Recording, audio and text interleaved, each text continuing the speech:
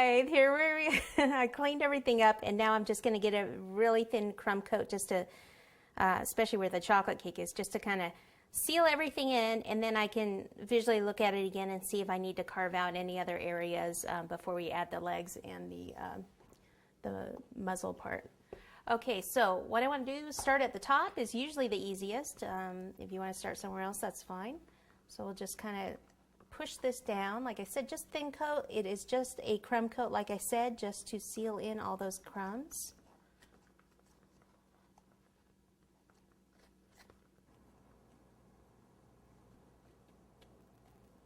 What I want to do is soften this part right here. It sticks out a little bit too much, so I'm going to take a little of this off on both shoulders.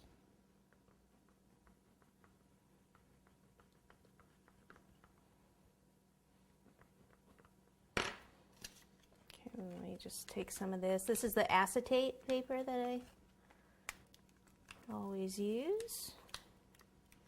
It's cake color. You just get it at a cake supply store, or sometimes you can buy it kind of in a sheet at a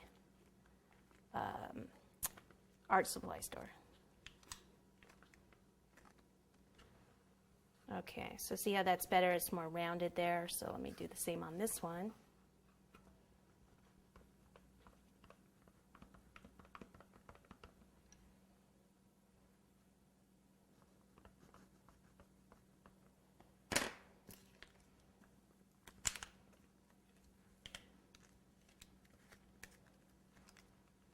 And then basically I'm just going to use this and just kind of smooth out some of the areas, go around here where the hand is.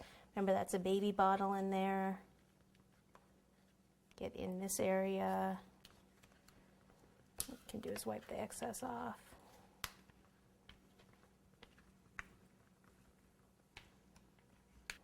Okay, next step we can do the legs. So keep it on this board to do the legs. I'm going to use some cupcakes. I've got 4 cupcakes here. So one thing when you're sculpting, you always want to make sure you have extra cake, you know, because you never know when you're going to need an extra piece of something somewhere. Okay, so let's start. We may as well do the chocolate ones first. Let's take the wrappers off.